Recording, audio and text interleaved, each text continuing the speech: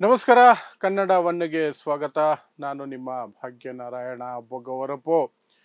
ಇವತ್ತು ಬಿಹಾರ ಚುನಾವಣೆಯ ಎರಡನೇ ಮತ್ತು ಅಂತಿಮ ಹಂತದ ಮತದಾನಕ್ಕೆ ಬಹಿರಂಗ ಪ್ರಚಾರಕ್ಕೆ ಕೊನೆ ದಿನ ರಾಹುಲ್ ಗಾಂಧಿ ಈ ಹಿಂದೆ ಯಾವತ್ತೂ ದಾಳಿ ಮಾಡದ ಮಟ್ಟಕ್ಕೆ ಅಷ್ಟು ತೀಕ್ಷ್ಣವಾಗಿ, ಅಷ್ಟು ಆಕ್ರೋಶಭರಿತರಾಗಿ ನರೇಂದ್ರ ಮೋದಿಯನ್ನೇ ಟಾರ್ಗೆಟ್ ಮಾಡಿ ಭಾಷಣವನ್ನು ಮಾಡಿದ್ರು, ಪ್ರಚಾರವನ್ನು ಮಾಡಿದ್ರು.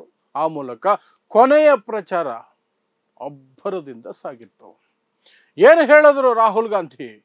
ನರೇಂದ್ರ ಮೋದಿ ಅವರ ರಕ್ತದಲ್ಲೇ ದ್ವೇಷ ಇದೆ, ಅವರ ರಕ್ತದಲ್ಲೇ ದ್ವೇಷ ಇದೆ, ನನ್ನ ರಕ್ತಕ್ಕೂ ಅವರ ರಕ್ತಕ್ಕೂ ಅದೇ ವ್ಯತ್ಯಾಸ. ಇದು ಬಹಳ ದೊಡ್ಡ ಸ್ಟೇಟ್ಮೆಂಟ್, ಬಹಳ ದೊಡ್ಡ ಸ್ಟೇಟ್ಮೆಂಟ್ ಇದು. ಸೊ ಏನೇನು ಮಾತಾಡಿದ್ರು ರಾಹುಲ್ ಗಾಂಧಿ ಮತ್ತು ಈ ಎರಡನೇ ಹಂತದ ಹೊಸ್ತಿಲಲ್ಲಿ ಬಿಹಾರದಲ್ಲಿ ಆಗ್ತಿರುವಂತಹ ಡೆವಲಪ್ಮೆಂಟ್ಸ್ ಏನು, ಬಿಜೆಪಿ ನರೇಂದ್ರ ಮೋದಿ ಅಮಿತ್ ಶಾ ಒಳಗೊಂಡಂತೆ ಒಟ್ಟಾರೆ ಬಿಜೆಪಿ ಹೇಗೆ ನಿತೀಶ್ ಕುಮಾರ್ಗೆ ಶರಣಾಗಿ ನಿತೀಶ್ ಕುಮಾರ್ ಮುಂದೆ ಮಂಡಿಯೂರಿದೆ, ಅದನ್ನು ಸಹ ವಿವರಿಸುವಂತಹ ಪ್ರಯತ್ನವನ್ನು ಮಾಡ್ತೀನಿ. ಸೊ ಮೊದಲಿಗೆ ನಾನು ಹೇಳ್ದಂಗೆ ಇವತ್ತು ಬಿಹಾರ ಚುನಾವಣೆಗಳು 11ನೇ ತಾರೀಕು ಅಂತಿಮ ಹಂತದ ಮತದಾನ ಇದೆಯಲ್ಲ, ಅದಕ್ಕೆ ಇವತ್ತು ಪ್ರಚಾರಕ್ಕೆ, ಬಹಿರಂಗ ಪ್ರಚಾರಕ್ಕೆ ಕೊನೆ ದಿನ. ಇವತ್ತು ರಾಹುಲ್ ಗಾಂಧಿ, ಪ್ರಿಯಾಂಕಾ ಗಾಂಧಿ ದೊಡ್ಡ ಮಟ್ಟದಲ್ಲಿ ಪ್ರಚಾರಕ್ಕೆ ಇಳಿದಿದ್ರು. ತೇಜಸ್ವಿ ಯಾದವ್ ಅವರು ಒಂದು ಕಡೆ ಪ್ರಚಾರ, ಇನ್ನು NDA ಕಡೆಯಿಂದ ನಿತೀಶ್ ಕುಮಾರ್, ಮೋದಿ ಅಂತೂ ನಿನ್ನೆ ಗಂಟು ಮುಟ್ಟೆ ಕಟ್ಕೊಂಡು ಹೊರಟರು, ಅಮಿತ್ ಶಾ ಮಿಕ್ಕವರು ಪ್ರಚಾರಗಳನ್ನು ಕೈಗೊಂಡಿದ್ರು. ಈ ಕೊನೆ ದಿನದ ಪ್ರಚಾರದಲ್ಲಿ, ಕೊನೆ ಸಭೆಯಲ್ಲಿ, ಕೊನೆ ರ್ಯಾಲಿಯಲ್ಲಿ ರಾಹುಲ್ ಗಾಂಧಿ ಈ ಹಿಂದೆ ಎಂದೂ ಬಳಸದಂತಹ ತೀಕ್ಷ್ಣವಾದ ಭಾಷೆಯನ್ನ ಇವತ್ತು ನರೇಂದ್ರ ಮೋದಿ ಅವರಿಗೆ ಬಳಸಿದ್ರು. ನರೇಂದ್ರ ಮೋದಿ ಅವರ ರಕ್ತದಲ್ಲೇ ದ್ವೇಷ ಇದೆ. ಅವರು ಜನರನ್ನ, ದೇಶವನ್ನ ವಿಭಜಿಸ್ತಾರೆ, ದ್ವೇಷ ಬಿತ್ತುತ್ತಾರೆ. ಅದೇ ನನಗೂ ಅವ್ರಿಗೂ ಇರುವಂತಹ ವ್ಯತ್ಯಾಸ, ನನ್ನ ರಕ್ತಕ್ಕೂ ಅವರ ರಕ್ತಕ್ಕೂ ಇರುವಂತಹ ವ್ಯತ್ಯಾಸ. ಯಾಕೆಂದ್ರೆ ನಾನು ಪ್ರೀತಿ ಹಂಚೋದ್ರ ಕಡೆಗೆ ಮಾತಾಡ್ತೀನಿ, ಅವರು ದ್ವೇಷ ಬಿತ್ತೋದ್ರ ಕಡೆ ಮಾತಾಡ್ತಾರೆ. ಇದೇ ನಮ್ಮಿಬ್ಬರಲ್ಲಿರುವಂತಹ ಮೂಲಭೂತವಾದಂತಹ ವ್ಯತ್ಯಾಸ ಅಂತ ಹೇಳುವ ಮೂಲಕ ನರೇಂದ್ರ ಮೋದಿ ಅವರನ್ನ ನೇರ ದ್ವೇಷ ಹರಡುವ ವ್ಯಕ್ತಿ, ದ್ವೇಷ ಭಾಷಣಕಾರ ಅಂತ ಹೇಳ್ಬಿಟ್ರು. ನೇರ ಅದು ಏನು ಮುಚ್ಚುಮರೆ ಇಲ್ಲ, ನೇರವಾಗಿ ಹೇಳಿರುವಂಥದ್ದು. ಮತ್ತದು ಅವರ ಹುಟ್ಟು ಗುಣ, ರಕ್ತದಲ್ಲೇ ಇದೆ ಹುಟ್ಟು ಗುಣ ಅದು ಅನ್ನೋ ರೀತಿಯಲ್ಲಿ ಹೇಳಿದ್ರು. ಆ ಮೂಲಕ 2002ರಲ್ಲಿ ಗುಜರಾತ್ ನರಮೇಧ ಆಗಿತ್ತಲ್ಲ, ಅಲ್ಲಿಂದ ಇಲ್ಲಿಯವರೆಗೆ ಒಂದೊಂದನ್ನೇ ನೆನ್ಸ್ಕೊಳ್ತಾ ಬರ್ತಾ ಹೋಗಬೇಕು, ಆ ರೀತಿ ಇತ್ತು ರಾಹುಲ್ ಗಾಂಧಿ ಅವರ ಅಟ್ಯಾಕ್. ರಕ್ತದಲ್ಲೇ ಇದೆ ಅಂದಮೇಲೆ ಅವರು ಅದನ್ನೇ ರಕ್ತಗತವಾಗಿ ಮಾಡ್ಕೊಂಡು ಬಂದಿದ್ದಾರೆ, ನಿರಂತರವಾಗಿ ಮಾಡ್ಕೊಂಡು ಬಂದಿದ್ದಾರೆ ಎನ್ನುವಂಥ ಸಂದೇಶನೇ ಹೋಗುತ್ತೆ. ಸೊ ಇದು ದೊಡ್ಡ ಮಟ್ಟದಲ್ಲಿ ಈಗ ಚರ್ಚೆಗೆ ಅವಕಾಶ ಮಾಡಿಕೊಟ್ಟಿದೆ. ಇದು ಪ್ರಚಾರಕ್ಕೆ ಸಂಬಂಧಪಟ್ಟಂತೆ ನಡೀತಾ ಇರುವಂತಹ ವಿಚಾರ. ಆದರೆ ಇನ್ನು ಬಿಹಾರದಲ್ಲಿ ಏನು ನಡೀತಾ ಇದೆ ಡೆವಲಪ್ಮೆಂಟ್ಸ್ ಅಂದರೆ, ಬಿಜೆಪಿ, ನರೇಂದ್ರ ಮೋದಿ, ಅಮಿತ್ ಶಾ ಎಲ್ಲರೂ ಒಟ್ಟಾರೆಯಾಗಿ ನಿತೀಶ್ ಕುಮಾರ್ಗೆ ಶರಣಾಗಿದ್ದಾರೆ, ಮಂಡಿ ಊರಿದ್ದಾರೆ. ಬರೀ ಶರಣಾಗಿರೋದಲ್ಲ, ಮಂಡಿ ಊರ್ಬಿಟ್ಟಿದ್ದಾರೆ. ಯಾವ ಮಟ್ಟಕ್ಕೆ ಅಂದರೆ, ಬಿಜೆಪಿ ಕಚೇರಿಗಳಿದಾವಲ್ಲ ಬಿಹಾರದಲ್ಲಿ, ಎರಡನೇ ಹಂತದ ಮತದಾನ ನಡೀಬೇಕಾದಂತಹ ಜಿಲ್ಲೆಗಳು, ಅಲ್ಲಿರುವಂತಹ ಬಿಜೆಪಿ ಕಚೇರಿಗಳ ಒಳಗೂ ಹೊರಗೂ ಹೊಸದಾಗಿ ದೊಡ್ಡ ದೊಡ್ಡ ಪೋಸ್ಟರ್ಗಳು ಬಂದಿದ್ದಾವೆ. ಆ ಪೋಸ್ಟರ್ ಅಲ್ಲಿ ಇರುವಂತಹ ಫೋಟೋ ಯಾರ್ದು ಗೊತ್ತಾ? ನಿತೀಶ್ ಕುಮಾರ್ದು. ನಿತೀಶ್ ಕುಮಾರ್ ಒಬ್ಬರೇ ನಿಂತಿದ್ದು ಪಕ್ಕದಲ್ಲಿ ಕಮಲದ ಗುರುತಿರುವಂತಹ ಪೋಸ್ಟ್ಗಳನ್ನು ಹಾಕಿದ್ದಾರೆ. ನಿತೀಶ್ ಕುಮಾರ್, ನರೇಂದ್ರ ಮೋದಿ ಫೋಟೋಗಳನ್ನು ಹಾಕಿದ್ದಾರೆ. ಆರಂಭದಲ್ಲಿ ಬರೀ ಮೋದಿ ಅವರ ಫೋಟೋನ ಇಟ್ಕೊಂಡಿದ್ದವರು.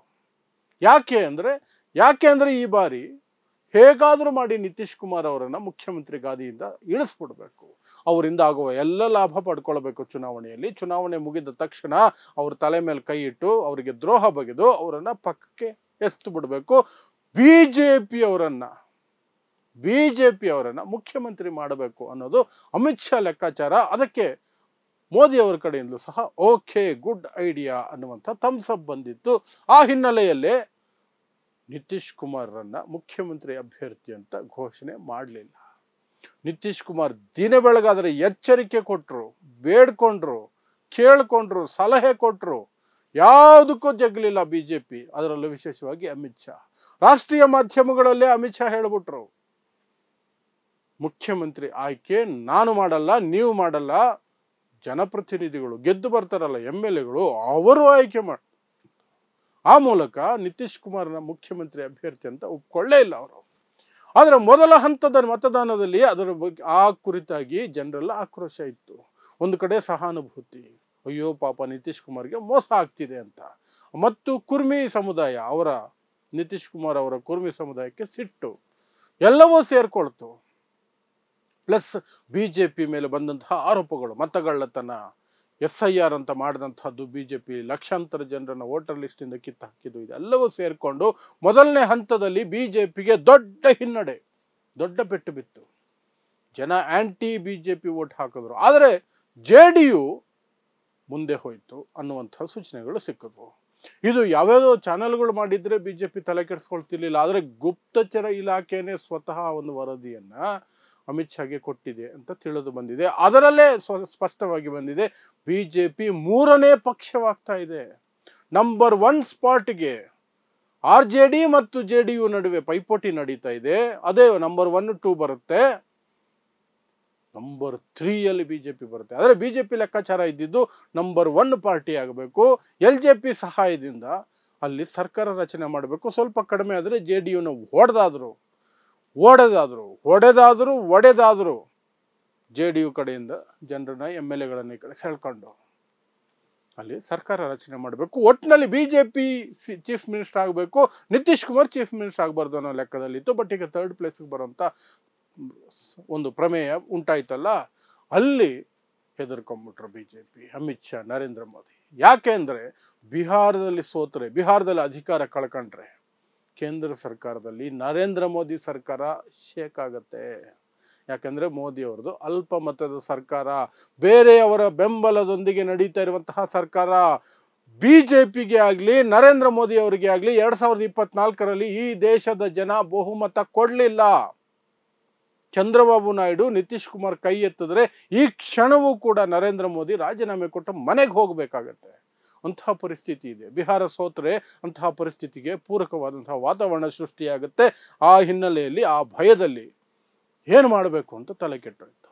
ಒಂದು ಕಡೆ ಈಗೋ, ಇಷ್ಟು ದಿನ ಮುಖ್ಯಮಂತ್ರಿಯನ್ನ ಘೋಷಣೆ ಮಾಡದೇ ಇರೋರು ಈಗ ಮಾಡಿಬಿಟ್ರೆ ಅಯ್ಯೋ ಜನ ನಗೋಕ್ ಶುರು ಮಾಡಿಬಿಡ್ತಾರೆ.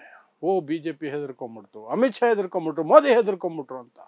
ಆದರೆ ಸುಮ್ಮನೆ ಇದ್ರೆ ಇನ್ನ ದೊಡ್ಡ ಪೆಟ್ಟು ಬೀಳುತ್ತೆ. ಯಾಕಂದ್ರೆ ನಿತೀಶ್ ಕುಮಾರ್ ಓಪನ್ ಆಗಿ ರೆಬೆಲ್ ಆದಂಗೆ ಮಾಡ್ತಿದ್ದಾರೆ. ಪಾರ್ಟಿ NDAದ ಏನು ಪ್ರಣಾಳಿಕೆ ಬಿಡುಗಡೆ ಸಮಾರಂಭದಲ್ಲಿ ಕೇವಲ 55 ಸೆಕೆಂಡ್ ಮಾತ್ರ ಅವ್ರು ನಿಂತ್ಕೊಂಡ್ರು. 55-56 ಸೆಕೆಂಡ್, 1 ನಿಮಿಷನೂ ನಿಂತ್ಕೊಳ್ಳಿಲ್ಲ. ಬರೀ ಫೋಟೋಗೆ ಪೋಸ್ಟ್ ಕೊಟ್ಟು ಎದ್ದು ಹೋಗ್ತಾನೆ ಇದ್ರು, ಮಾತಾಡಲೇ ಇಲ್ಲ. ಆ ನಂತರ ನಿತೀಶ್ ಕುಮಾರ್ ಮಾತ್ರ ಇರುವಂತಹ ಪೋಸ್ಟ್ಗಳನ್ನ JDU ಬಿಡುಗಡೆ ಮಾಡ್ತು. ಅವರನ್ನು ಮುಖ್ಯಮಂತ್ರಿಯಾಗಿ ಮುಂದುವರಿಸ್ತೀವಿ ಅಂತ JDU ಅನೌನ್ಸ್ ಮಾಡ್ಕೊಳ್ತು.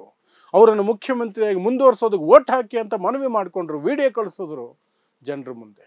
ಎಲ್ಲದಕ್ಕಿಂತ ಮುಖ್ಯವಾಗಿ ನರೇಂದ್ರ ಮೋದಿ ಅವರ ಸಭೆಗಳಿಗೆ, ಫಿಕ್ಸ್ ಆಗಿದ್ದ ಸಭೆಗಳಿಗೆ ನಿತೀಶ್ ಕುಮಾರ್ ಹೋಗ್ಲಿಲ್ಲ. ರೋಡ್ ಶೋ ಬರಬೇಕಾಗಿತ್ತು, ಫಿಕ್ಸ್ ಆಗಿತ್ತು, ನಿತೀಶ್ ಕುಮಾರ್ ಹೋಗ್ಲಿಲ್ಲ, ಸಿಟ್ಟು ಮಾಡ್ಕೊಂಡ್ರು. ಎಲ್ಲದರಿಂದ ಬೆಚ್ಚಿ ಬಿದ್ದಂತಹ ಬಿಜೆಪಿ, ಅಯ್ಯೋ ಏನು ಮಾಡೋದು, ಸೆಕೆಂಡ್ ಫೇಸಲ್ಲಿ ಏನಾದರೂ ಮಾಡಬೇಕಲ್ಲ ಸ್ವಲ್ಪ ಆದರೂ ಅಂತ ಹೇಳಿ ಯೋಚನೆ ಮಾಡಿದ ಹಿನ್ನೆಲೆಯಲ್ಲಿ ದೇಶದ ರಕ್ಷಣಾ ಸಚಿವ, ಬಿಜೆಪಿಯ ಹಿರಿಯ ನಾಯಕ ರಾಜನಾಥ್ ಸಿಂಗ್ ಮೂಲಕ ಒಂದು ಸ್ಟೇಟ್ಮೆಂಟ್, ಒಂದು ರ್ಯಾಲಿಯಲ್ಲಿ ಹೇಳಿಸಿದ್ದಾರೆ. ಏನಂತ, ನಿತೀಶ್ ಕುಮಾರೇ ಮುಖ್ಯಮಂತ್ರಿ ನಮ್ಮ ಕಡೆಯಿಂದ ಅಂತ. ಬಟ್ ಅದು ಎಲ್ಲೂ ರೀಚ್ ಆಗಲ್ಲ. ಯಾಕಂದ್ರೆ ಒಂದು ಮೋದಿ ಹೇಳಬೇಕು, ಇಲ್ಲ ಅಮಿತ್ ಶಾ ಹೇಳಬೇಕು, ಆಗ್ಲೇ ರೀಚ್ ಆಗೋದು. ರೀಚ್ ಆಗಿಲ್ಲ. ಇನ್ನೇನು ಮಾಡಬಹುದು ಅಂತ ಯೋಚನೆ ಮಾಡಿದ್ರು. ಬಿಜೆಪಿಯ ಪ್ರಣಾಳಿಕೆ ಬಿಟ್ಟು, ಅಂದ್ರೆ NDA ಪ್ರಣಾಳಿಕೆ ಬಿಟ್ಟು, ಬಿಜೆಪಿಯ ಯಾವ ಪಾಂಪ್ಲೆಟ್ ಅಲ್ಲೂ, ಬಿಜೆಪಿಯ ಯಾವ ಪ್ರಚಾರ ಸಾಮಗ್ರಿಯಲ್ಲೂ, ಯಾವ ಬ್ಯಾನರ್ ಅಲ್ಲೂ ಎಲ್ಲಿಯೂ ಸಹ ನಿತೀಶ್ ಕುಮಾರ್ ಫೋಟೋನೇ ಹಾಕಿರ್ಲಿಲ್ಲ ಅವರು. ಅದು ದೊಡ್ಡ ಪೆಟ್ಟು ಬೀಳುತ್ತೆ ಅಂತ ಭಯ ಬಿದ್ದು ಈಗ ಹೊಸದಾಗಿ ಪೋಸ್ಟ್ಗಳನ್ನ ಮಾಡಿ, ಬ್ಯಾನರ್ಗಳನ್ನ ಮಾಡಿ ಬಿಜೆಪಿ ಕಚೇರಿಯ ಒಳಗೆ ಹೊರಗಡೆ ಹಾಕೊಂಡಿದ್ದಾರೆ ನಿತೀಶ್ ಕುಮಾರ್ ಫೋಟೋ ಇರುವಂತಹ ಬ್ಯಾನರ್ಗಳು, ಪೋಸ್ಟ್ಗಳನ್ನ. ಬರೀ ನಿತೀಶ್ ಪಕ್ಕದಲ್ಲಿ ಕಮಲದ ಚಿಹ್ನೆ ಇರುವಂತಹ ಪೋಸ್ಟ್ಗಳನ್ನ, ಬ್ಯಾನರ್ಗಳನ್ನು ಸಹ ಮಾಡಿಸಿದ್ದಾರೆ ನೋಡಿ. ಮೋದಿ ಜೊತೆ ಇರುವಂತಹದ್ದು ಕೆಲವು ಕೇವಲ ನಿತೀಶ್ ಕುಮಾರ್ ಮತ್ತು ಬಿಜೆಪಿ ಸಿಂಬಲ್. ಆ ಮಟ್ಟಕ್ಕೆ ನಿತೀಶ್ ಕುಮಾರ್ಗೆ ಶರಣಾಗಿದ್ದಾರೆ. ವಿಧಿ ಇಲ್ಲ, ಸ್ವಲ್ಪ ಶೇಕ್ ಆದರೆ ಸೆಂಟ್ರಲ್ ಗೌರ್ಮೆಂಟ್ ಶೇಕ್ ಆಗುತ್ತೆ. ಆ ಭಯ ಅವರನ್ನು ಶರಣಾಗುವಂತೆ ಮಾಡಿದೆ. ಸೊ ಮುಂದಿನ ದಿನಗಳಲ್ಲಿ ಏನಾಗುತ್ತೆ ಅಂತ ಗೊತ್ತಿಲ್ಲ. ಒಟ್ಟಿನಲ್ಲಿ 11ನೇ ತಾರೀಕು ಅಂತಿಮ ಹಂತ ಅಥವಾ 2ನೇ ಹಂತದ ಮತದಾನಗಳು. 14ನೇ ತಾರೀಕು ಫಲಿತಾಂಶ ಬರುತ್ತೆ. ಫಲಿತಾಂಶಗಳು ನಾನು ಮತ್ತೆ ಮತ್ತೆ ಹೇಳ್ತಾ ಇದ್ದೀನಿ, ಎಲೆಕ್ಷನ್ ಕಮಿಷನ್ ಯಾವ ರೀತಿ ಅದನ್ನು ನಿರ್ವಹಿಸಿದೆ, ಯಾರ ಪರವಾಗಿ ಹೇಗೆ ಕೆಲಸ ಮಾಡಿದೆ, ಇದೆಲ್ಲವನ್ನೂ ಇಟ್ಕೊಂಡು ನಾವು ಫಲಿತಾಂಶಗಳನ್ನು ನೋಡಬೇಕಾಗತ್ತೆ. ಫಲಿತಾಂಶಗಳನ್ನು ನೇರ ತೆಗೆದುಕೊಳ್ಳೋದಕ್ಕೆ ಸಾಧ್ಯನೇ ಇಲ್ಲ. ಯಾಕೆಂದರೆ ಇತ್ತೀಚೆಗೆ ಬಂದಿರುವಂತಹ ಆರೋಪಗಳಿದಾವಲ್ಲ ಎಲೆಕ್ಷನ್ ಕಮಿಷನ್ ಮೇಲೆ, ಆ ಕಾರಣಕ್ಕಾಗಿ ಪ್ಲಸ್ ಎಲೆಕ್ಷನ್ ಕಮಿಷನ್ ನಡವಳಿಕೆ ಇದೆಯಲ್ಲ, ಆ ಕಾರಣಕ್ಕೂ ಸಹ ನಾವು ಎಲೆಕ್ಷನ್ ಕಮಿಷನ್ ಕೊಡುವಂತಹ ಫಲಿತಾಂಶಗಳನ್ನು ನೋಡಬೇಕಾದ್ರೆ ಒಂದು ಚುಕ್ಕಿ ಹಾಕಿ, ಒಂದು ಕಂಡೀಷನ್ಸ್ ಅಪ್ಲೈ ಅಂತಾರಲ್ಲ, ಆ ರೀತಿ ನೋಡಬೇಕು. ನೋಡೋಣ 14ನೇ ತಾರೀಕು ಏನು ನಂಬರ್ಗಳು ಬರ್ತವೆ ಅಂತ, ಆನಂತರ ವಿಶ್ಲೇಷಣೆ ಮಾಡೋಣ ಅಷ್ಟೇ. ಸೊ ನೋಡ್ತಾ ಇರಿ ಸಮಾಜಕ್ಕಾಗಿ ಕನ್ನಡ 1 ನ್ಯೂಸ್. ನಮಸ್ಕಾರ.